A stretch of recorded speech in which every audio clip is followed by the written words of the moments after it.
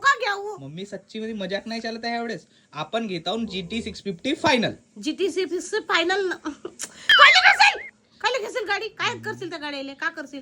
पाय आता त्या गाडीमध्ये डुबवला असता, त्या गाडीमध्ये खुशी तू बी ऐक माझी, तुला मी मारीन. तुम्ही हसू नको येते.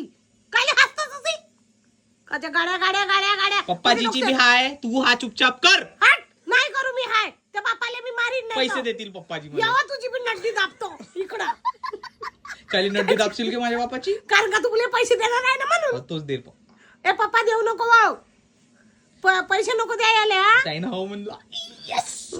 असे मरण ना तुला. तू ऐकस का नाही? असं गाई जेले सांगा बरं का, थोडस समजून. माझी गोष्टीला समजेच नाही.